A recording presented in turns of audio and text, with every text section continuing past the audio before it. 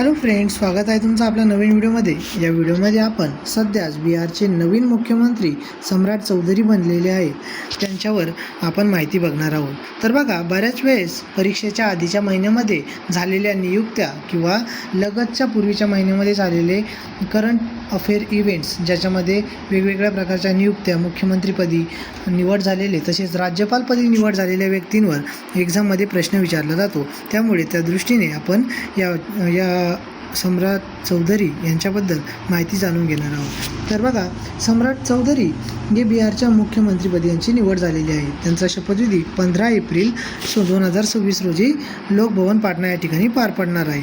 तर बघा, ते बिहारचे मुख्यमंत्री होणारे पहिले BJPचे नेता आहे। याच्यावर आपल्याला प्रश्न विचारला जाऊ शकतो।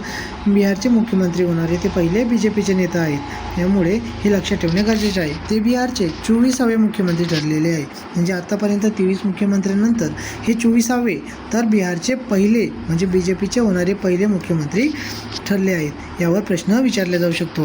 त्यानंतर त्यांनी कोणाची जागा घेतली तर नितीश कुमार यांची जागा घेतली। त्यापूर्वी ते बिहारचे उपमुख्यमंत्रीपदी होते। म्हणजे यापूर्वी काय होतं, 3-4 स्टेटमेंट जर आले तर त्यामध्ये ते यापूर्वीचे बिहारचे उपमुख्यमंत्री होते, हे लक्षात ठेवणे गरजेचे ठरते।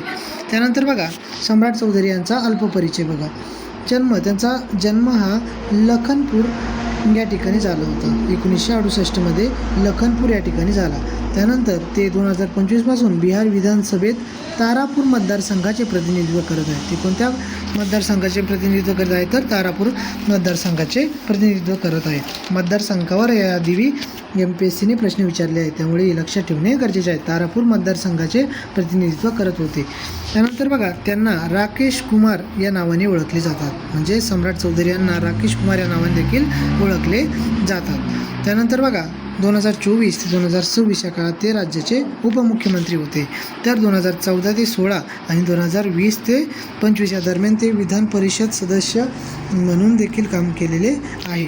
त्यांनी राष्ट्रीय जनता दल आणि जनता दल युनायटेड पक्षातही काम केलेले आहे। ही सर्व माहिती तुम्हाला सम्राट चौधरीबद्दल ठेवणं गरजेचे आहे। त्यामुळे यावर MPSCमध्ये राज्यसेवा या परीक्षेमध्ये प्रश्न विचारला जाऊ शकतो। त्या दृष्टीने ही माहिती लक्षात ठेवणे गरजेचे आहे।